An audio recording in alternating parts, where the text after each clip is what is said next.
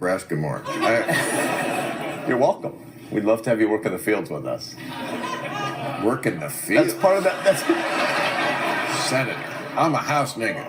No, it's a joke. I knew you was gonna fuck up sooner or later. I did. I love your show. You got a great show. Thank you. You know, but you be bucking up against that line a little bit. You know, you got a lot of black jokes. You know what I'm saying? You do. Well, against racists. Not. Yes. Sometimes you sound like a redneck trucker. No, I don't. Yes, No, that I yes, gotta, you do. No, I don't. That Yes, I got to you do. push back on. All right, it's my opinion. Okay, it is. My thing I've is never this. heard that opinion before, but My thing is this, you know, and I'm cool with you. I like your show, to be honest. I just want to know two questions. What made you think that it was cool to say that? you know, I just That's one question. I just explained. There was no thought put into it. Obviously, I was telling Dr. Dyson, comedians, they react. And it was wrong, and I apologized. And, you know, more than that, I can't do. I accept your apology, but I still think we need to get to the root of the psyche, because I think it's a lot of guys out there who cross the line because they a little too familiar, or they think they too familiar, or it's guys that, you know, might have a black girlfriend or two that made them some Kool-Aid every now and then, and they think they can cross the line, and they can't. You know, it's a word that has been used against us. It's like a knife, man. And you can use it as a weapon or you can use it as a tool. It's been used as a weapon against us by white people. And we're not going to let that happen again by nobody, because it's not cool. Now, I know you heard it's in the lexicon, everybody talking, but that's our word now. That's our word now. And you can't have it back. I know they trying to get it back. It's guy, and I'm not talking about you, Bill. I'm not talking about you, Bill. Okay. But I'm talking about guys who cross the line every day because they got some black homies, they got some friends, they think it's cool.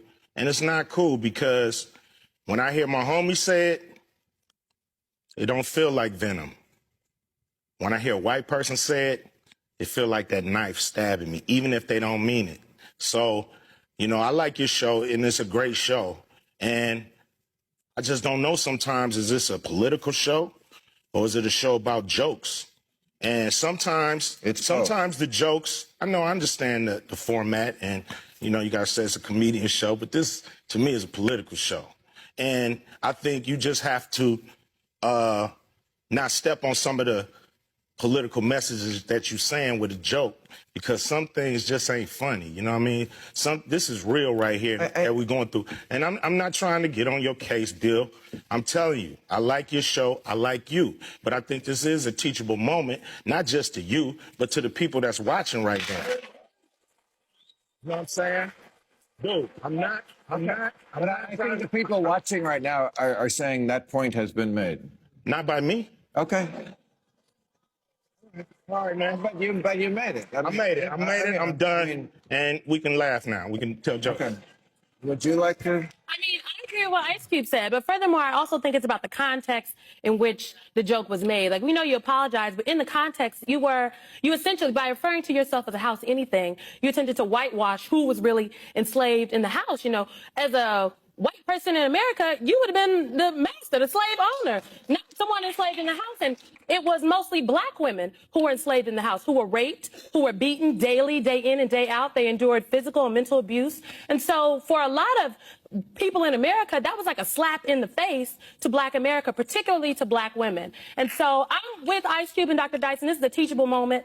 And in this teachable moment, we have to talk about just educating and taking it farther. Look, this is on the backdrop. We are 2 years shy of the 400th anniversary of the first 20 African people being brought to this continent as slaves. This is on the backdrop of Confederate monuments of the Confederacy being taken down from Charlottesville, Virginia to New Orleans, Louisiana, and people protesting about it. We got to fight white folks on taking down the statues of the Confederacy. This is on the backdrop of right here in LA not 2 weeks ago when LeBron James was called the N-word, one of the most powerful people and most known people in the world. And so it's a teachable moment for everyone to understand that it is more than just a word. Black people are literally fighting the systems of white supremacy and institutionalized racism every single day.